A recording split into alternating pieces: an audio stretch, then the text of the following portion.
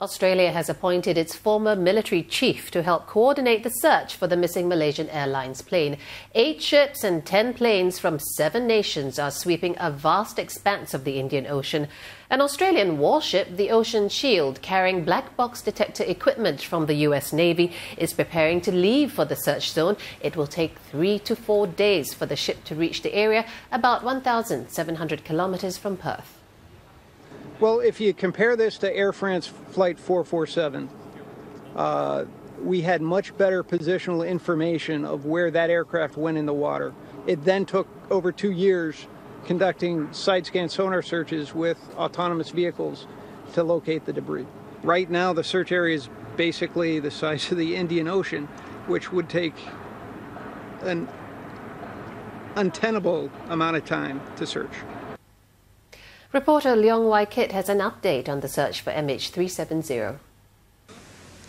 One significant development today is the creation of a role to coordinate multinational search efforts. Now, this job will be taken by former Australian Defence Chief Angus Houston.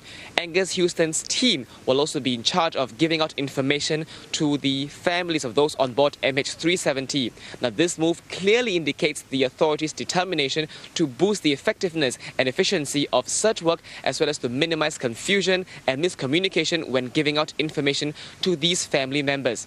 Another noteworthy development today is the sending of an Australian Navy ship to the search area. Now, on the ship is a black box locator. Now, once the ship reaches the search area, it will tow the black box locator very slowly so that it can pick up any signals coming from any black box in the area. Now, in other words, black box locator is like a pair of ears listening out for a voice calling for help or attention. But soon this voice may fade because the battery life of a black box lasts for about 30 days. And MH370 has been missing for slightly more than 3 weeks. So this is indeed a race against time to find the black box. Leong Wai Kit, Channel News Asia, Perth, Australia. Well, family members of Chinese passengers on board MH370 staged a protest today. They demanded concrete evidence on the fate of their loved ones. Unhappy with the explanation given by the high-level team in Beijing, some 35 family members of Chinese passengers on board MH370 took their case to Malaysia. They arrived Sunday morning and met Chinese ambassador to Malaysia, Huang Huikang, before addressing the media.